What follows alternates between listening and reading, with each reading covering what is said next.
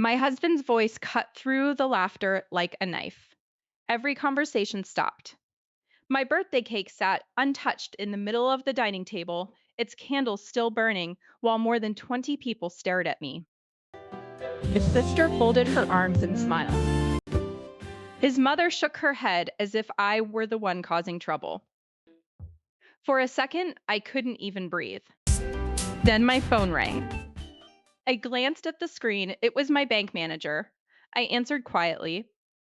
Mrs. Mitchell, he said before we process this request, I need to ask you one important question. The room fell completely silent. My name is Lauren Mitchell, and I had just turned 35. Until that night, I believed my marriage still had something worth saving. Looking back now, I realize I'd been holding together a life that everyone else had already decided to tear apart. I wasn't rich. I wasn't famous. I worked as a financial analyst for a manufacturing company outside the city. Numbers made sense to me. People often didn't. I believed bills should be paid on time, promises should be kept, and families should protect each other. Those beliefs made me dependable at work, but inside my husband's family, they made me an easy target. When I married Daniel 8 years earlier, he seemed different from the rest of them. He was thoughtful, funny, and patient. We dreamed about building a quiet life together. We bought a modest house, planted flowers in the backyard, and talked about children someday. Little by little, everything changed. His parents began making every decision. Holidays had to be at their house, vacations had to include his siblings. Even simple purchases somehow became family discussions. Whenever I disagreed, Daniel would smile and whisper, "Just keep the peace." So I did. For years, I kept the peace when his mother criticized my cooking. I kept the peace when his sister borrowed money and never repaid it. I kept the peace when Daniel emptied part of our savings to help his younger brother without asking me first. Every compromise cost me something. By the time my 35th birthday arrived, I barely recognized the woman I had become. I didn't want a large party. I wanted dinner with a few close friends. Daniel insisted. My family wants to celebrate, he said. They're your family too. I believed him. I spent 2 weeks planning everything myself. I ordered food from my favorite restaurant. I baked my own cake because I enjoyed baking. I cleaned every room until my back hurt. When everyone arrived, nobody thanked me. His mother inspected the decorations. I expected something nicer, she said. His sister laughed. For someone who works with money, this looks pretty cheap. Several guests chuckled politely. I forced a smile.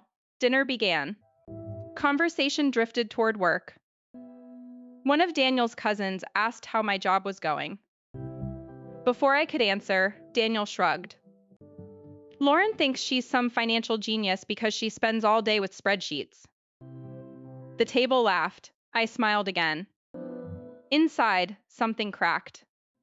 Later, while dessert was being served, Daniel stood and tapped his glass. I have something to say.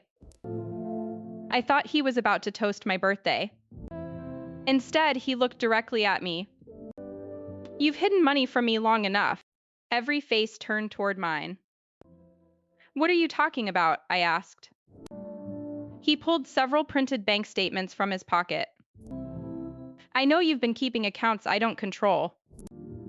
I stared at the papers. They weren't secret. They were the savings account my grandmother had helped me open years before I met him. Money I had earned. Money I had carefully invested.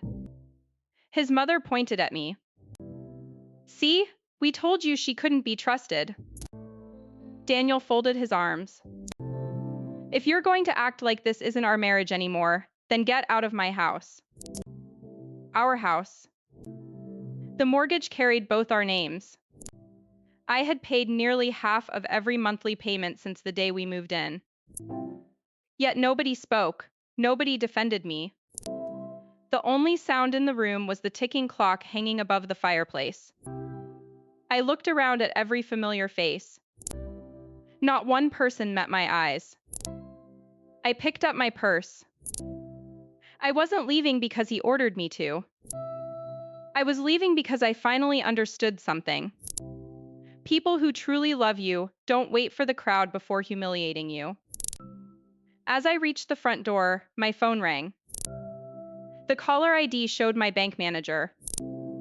I answered. "Mrs. Mitchell," he said calmly. "Someone came into our branch this afternoon requesting ownership changes on one of your accounts." I froze. "I didn't authorize anything." "I believed that might be the case," he replied. "That's why I called before processing the request." Behind me, Daniel had stopped talking. Everyone was listening. The manager continued. "Could you tell me whether your husband had permission to submit documents using your name?" I slowly turned around. Daniel's face had lost all its color. For the first time that evening, he looked nervous. And for the first time in years, I realized I wasn't the one who should be afraid.